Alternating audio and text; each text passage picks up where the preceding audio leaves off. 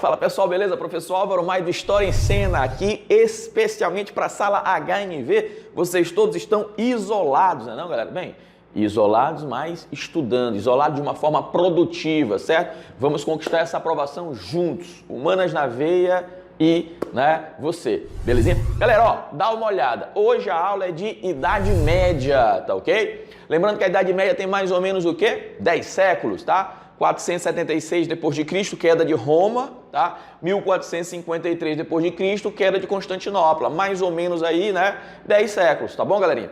A Idade Média classicamente é dividida em Alta Idade Média e Baixa Idade Média, tá bom? A Alta Idade Média do século V ao século X, Baixa Idade Média do século XI ao século XV. Olha, pense num rio, tá bom? O rio nasce no local alto, deságua no local mais baixo. Então, nascente, ó. A Alta Idade Média, local alto do rio, seria o quê? A gestação, o nascimento da Idade Média. Quando falar em Baixa Idade Média numa questão, é a crise, é quando o rio está morrendo, ou seja, a Idade Média está em crise, está morrendo para dar origem à Idade Moderna, tá bom, pessoal? Belezinha? Bem, a primeira coisa que nós temos que fazer quando damos uma aula de Idade Média, belezinha, pessoal, é desmistificação, tá? Mas eu vou desmistificar o quê? Eu vou desmistificar essa ideia bem aqui, ó, que eu vou colocar para vocês, ó, a ideia de Idade das Trevas, tá certo? Idade das Trevas. Bem, gente, vocês sabem que esse termo Idade das Trevas, ele é construído pós-Idade Média, pelos iluministas, tá? Que pensavam que a Idade Média era um momento de trevas e tal. Bem, de certa forma você tem o quê? Você tem uma cultura muito ligada ao teológico na Idade Média, certo? Você tem muita produção, sim, mas essa produção está ligada a quê? Ao teológico. Não há, e aí toma cuidado quando você pegar algumas pesquisas que falar, por exemplo, que existe baixa produção cultural, certo? Não é que exista baixa produção cultural, existe baixa circulação, tá certo? Porque a maioria das pessoas analfabetas, não existiam estados centralizados, não existia ainda. O livro foi uma criação da Idade Média, mas a prensa, que seria a nossa copiadora da atualidade, foi Gutenberg, em meados do século XV já, tá? Então ali já pelos idos da Idade Moderna. Então há uma dificuldade de você ter a circulação do conhecimento produzido na Idade Média, ok? Mas ele é produzido sim, só que sob um viés o quê? Teológico, tá? E não, por exemplo, científico ou humanístico, tá certo? Isso também não, tá? Então, essa Idade das Trevas, ó, essa ideia de Idade das Trevas, você elimina, tá ok? Tá? Qualquer questão que vier falando sobre essa perspectiva, você diz, não, isso aqui não está certo, a galera do Humanas da Veia já me falou isso, belezinha? Olha, então quando a gente fala, por exemplo, dessa perspectiva aqui de gestação da Idade Média, beleza? O nascimento da Idade Média. Bem, você já analisou a crise de Roma com quem? Com o famoso tio Elvis John, beleza? E o tio Elvis John te falou o quê? Quando Roma está em crise, você tem um processo, por exemplo, de ruralização, Você lembra o famoso êxodo? Não. Êxodo urbano. Você estava pensando em êxodo rural, é ou não é? Beleza? Tu lembras que devido às invasões germânicas dos povos bárbaros, dos vikings, normandos e por aí vai, viver nas cidades romanas está o quê? Perigoso. Está muito perigoso, gente, tá?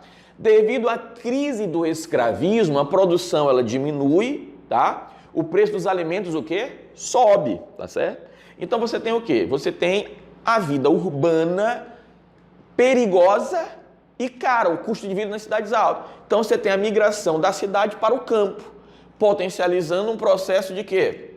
Ruralização, ok, pessoal? Tá? Quando aquele patrício, lembra do patrício? Aquele senhor de terras e de escravos, ele tem dificuldade financeira em recompor a sua mão de obra escrava, porque o escravo está muito caro, devido à diminuição das guerras. Então, quando ele vê essa pessoa chegando, migrando da cidade para o campo, ele muitas das vezes cede um pedaço da terra para essa pessoa. E aí surge o quê? O colonato. Esse colono ele vai virar ali quase um meio. O professor Elvis já te ensinou isso. Então, quer dizer, quando Roma está em crise, você tem um processo aí de ruralização e o colonato dando origem depois à chamada servidão. Belezinha?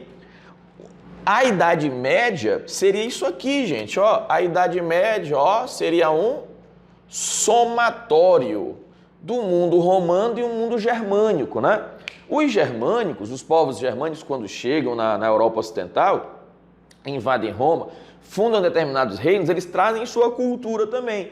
Eles também vivem no campo, eles até invadem as cidades romanas com o objetivo, por exemplo, de riqueza e saquear, mas eles também vivem no campo. Então a ruralização acontece tanto pela Roma em crise, quanto pelos povos germânicos chegando, tá ok?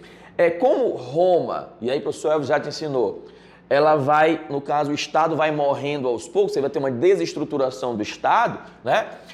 O direito, ele acaba ficando um direito local. E aí os germânicos são interessantes, porque eles já trabalhavam com que tipo de direito? Direito costumeiro, né? Que na Idade Média, anota aí, direito consuetudinário, beleza? Que é o direito costumeiro, tá ok, pessoal? Certo? Bem, galerinha, os líderes guerreiros das tribos germânicas, eles se unem numa aliança militar chamada comitatus, tá? Isso fortalece aquele povo, né? Justamente para eles fazerem guerra de conquista e saque, ficarem cada vez mais fortes política e economicamente, tá ok? Militarmente. Bem, galerinha, esse comitatus, essa união de guerreiros, esse elo entre os guerreiros, é quem vai dar origem à nossa sucerania e vassalagem, certo? Então, na realidade, cara, você vai ter o mundo feudal sendo um mundo romano em crise e germânico aí em ascensão, esses caras chegando aí na Europa. Tá ok, galerinha? Beleza? Bem, ó, feudalismo, tá? A Idade Média é uma coisa, é um período específico, onde você tem várias características. O feudalismo é o quê? O feudalismo é o modo de produção, certo? O que é o modo de produção? A forma como as pessoas numa dada sociedade produzem o que precisam para sobreviver, ou seja, a economia, em um determinado período histórico.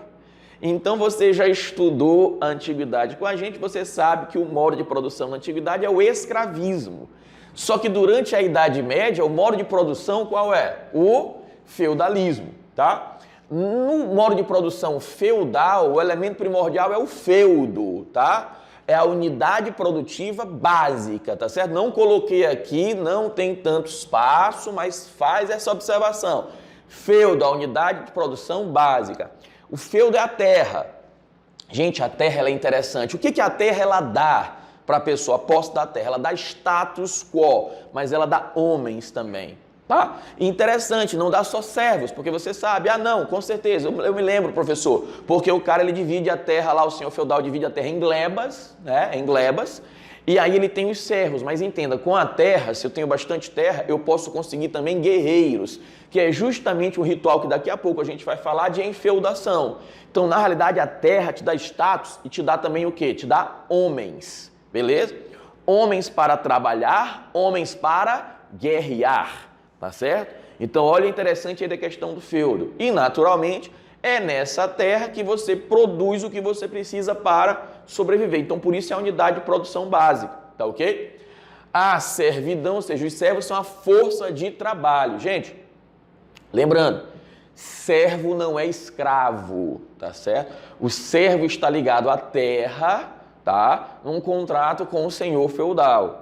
Pelo uso da terra, ele está ligado à mesma e deve pagar obrigações feudais ao senhor, tá ok? Tá? Então, servo não é escravo, belezinha? Mas ele está preso, sim, a uma relação com a terra e com o senhor, tá ok? Dentro do feudalismo, desenvolvem-se relações vassálicas e relações servis, tá?